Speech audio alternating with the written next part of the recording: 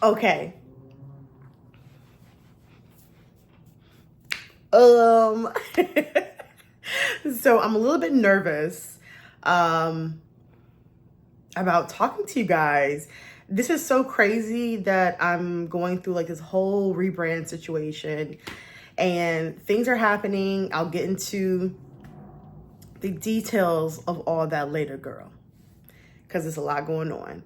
But I wanted to do a YouTube video about me deciding not to wear my hijab anymore. It's been such a journey wearing it, and the journey has come to an end. And I've always been known as the fat Black Muslim. I've always been known as like the plus size hijabi girl, you know, from Detroit, killing a game, taking over modeling. Like, I have done so much in my hijab, and I am so proud of that. What I've accomplished as a mostly modest hijabi model in the industry and creating waves for people who are not only Muslim, but individuals who are marginalized, who are above size 26, who are short, who never thought they could make it in this industry. And I did all of that. Like, I've worked with brands that I never thought I would be able to work with, like Target, Athleta, Torrid, Eloquii, Milk Makeup, so many brands, like huge international, national brands I've worked with and sat in these rooms, spoke to these execs with my hijab on. And so I don't want people to think this is, oh, like I am denouncing Islam or I hate the hijab or anything negative in that way, because that is not the case at all. I have not necessarily been connected to the modesty ideals for a long, long time, girl. Like, it has been a couple years. And the crazy thing is that I think I've kept my hijab on as long as I did, not for me personally, but I feel like for my brand. I felt like everybody knows my tagline, fat, Black, and Muslim AF. It's literally on my wall. It's literally in the title of my first memoir. And so I feel like when people know you for something, it's hard to kind of break out that shell or break out the ideology that people knew me for. And so I think I kept it on for that long because I didn't want to ruffle any feathers. I didn't want, have to deal with the questions. I didn't want to have to deal with just the assaults on women's body and women's choices. And another reason I kept it on for so long is because just that shame, I think, that stemmed from growing up in an Islamic household and just knowing as a young girl that I didn't really connect with it. Like, initially, I definitely loved it. And I'm like, oh yeah, I want to wear hijab. It's a sign of beauty. But then all the other stuff came with it, right? And I didn't understand all that other stuff. And I talked about this very, very publicly. I have wrote about it, and it's always been something in the back of my mind. It's always been something that I've been thinking about, right? And so I feel like when something becomes a habit, then you just kind of rock with it, right? You don't necessarily have an emotional attachment to it anymore. And I felt like me and the hijab, me and the turban have had, I don't know if this is a word, disattachment for a minute.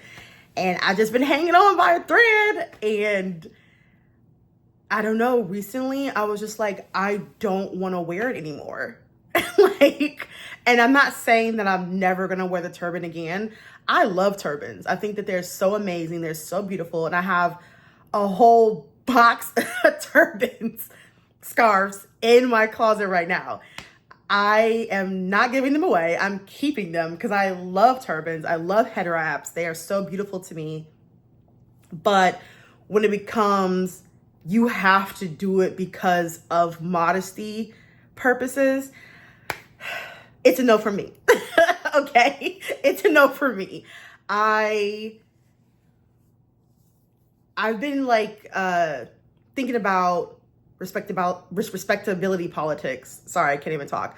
I've been thinking a lot recently about respectability politics in regards to Muslim women, in regards to fat women, in regards to Black women, because those are all my intersections, right?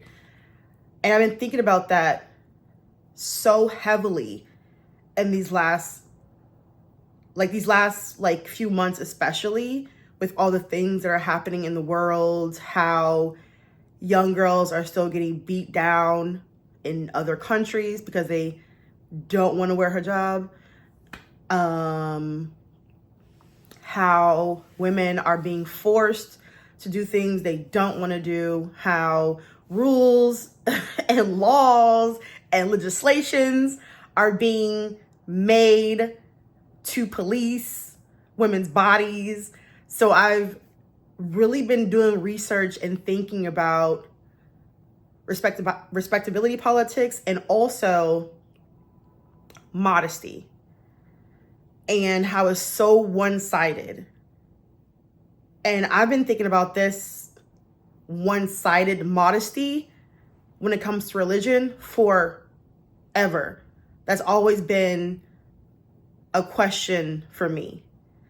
And it's so funny because me and my Muslim friends, my Muslim girlfriends, they always say that they wouldn't have to be covered if it wasn't for men.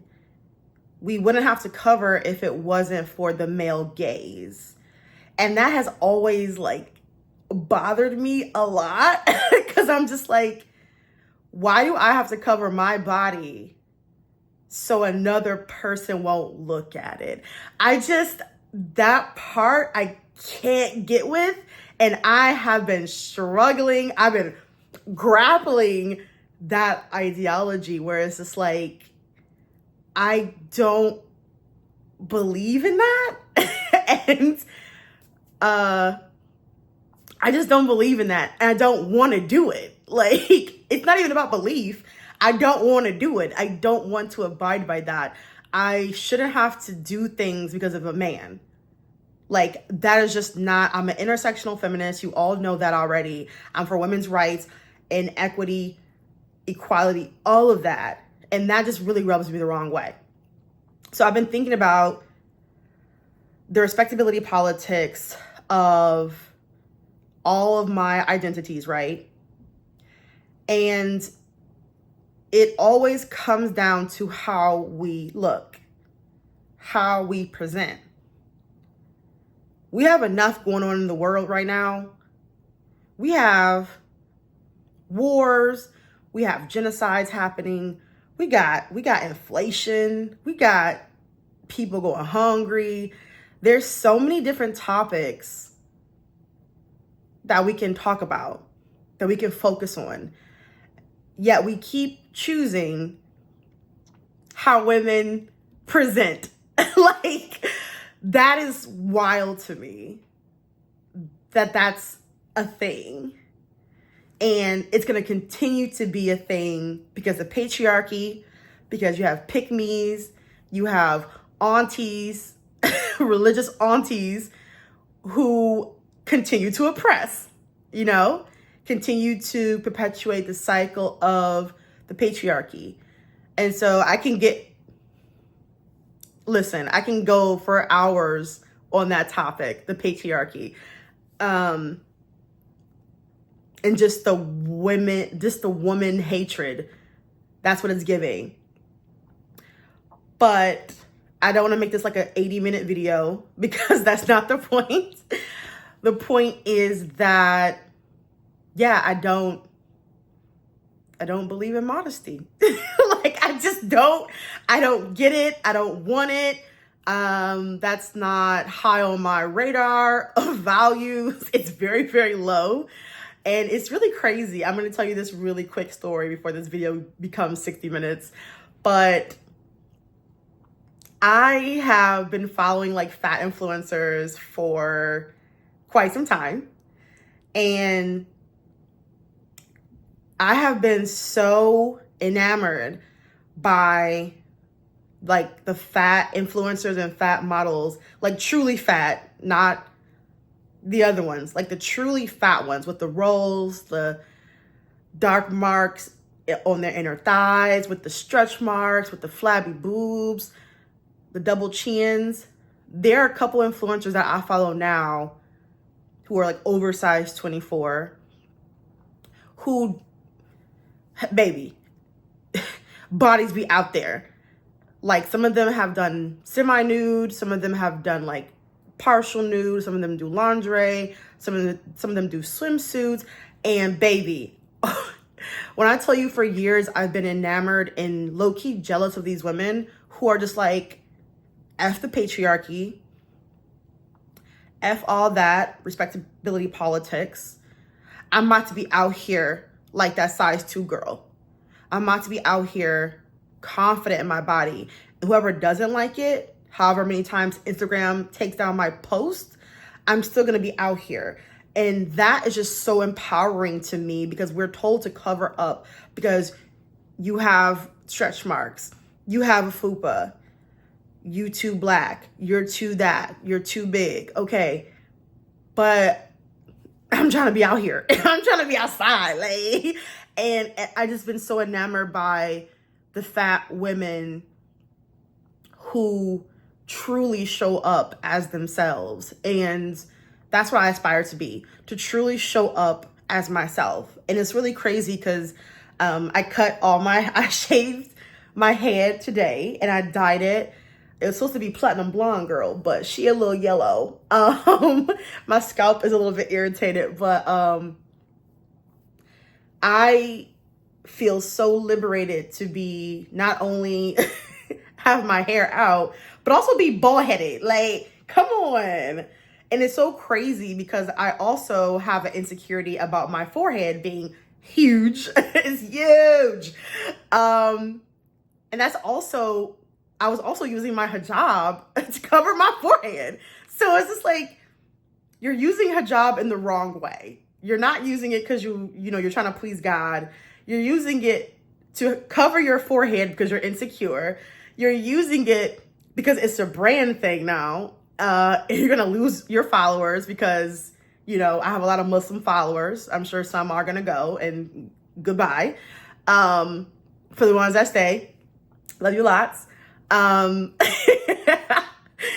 But I was doing it for other people. And the point of hijab is to do it because you love your creator, right? You love Allah. Like, you're doing it because you want to, please that part of the good book that says that women should be modest. I also want to say before I go that we don't talk about male modesty. Let me get closer to the camera. We don't talk about male modesty because that's also a thing that nobody wants to talk about, but y'all so in everybody else's business. Anywho, let me wrap it up to go. Also, I'm going to be posting this with no edits because your girl don't have time for that. No, ma'am. So you're going to get the the pauses, brother. You're going to get all of those. Like, legit. And yeah, so just to wrap this up, that I was going to wrap up 5 minutes ago, but still talking, is that I am still Muslim. So in conclusion, I am still Muslim, mostly. I'm going to get so many comments that are going to be unfavorable, but I'm ready, baby. I'm ready. Y'all want to come at me? Come at me. Because I can be Muslim still and live my best life. And to all the haram police, make dua for me. So whatever you want to do, keep the hatred inside and make dua for your girl. That's the best things you can do. And who knows, maybe I will cover this bald head up and go back to abaya. Maybe I'll go back to the straight path. Who knows? But for now, as of now, I am still Muslim. And that's all you got to know. And I'll have the turban on sometimes. Sometimes I won't. That's just what you got to know about that. And closing remarks. I love all you guys, ladies, they, thems. Love everybody. Y'all have been rocking with me since 2013, and that is amazing. I've had such an amazing life. Social media has enriched my life so much. I've met so many of you guys on book tours, online, at events, parties. I've met some of you. I've hugged, we've cried, we've reminisced. And I am so excited for phase 3 of my life, the rebranding that's happening. I'll get into that later, girl, because it's a lot. There's a lot of things going on in my life that I haven't announced, but we're going to roll it out slowly and we're going to get it done. Like, you know, this is the time, this is the year for rediscovery, babes. Abundance, babes. Like, abundant mindset. No matter how you look, what you're doing, who you be in the bed with, we're keeping it cool, collected, abundance, hope. That's what I want to leave y'all with. So, until next time, baby.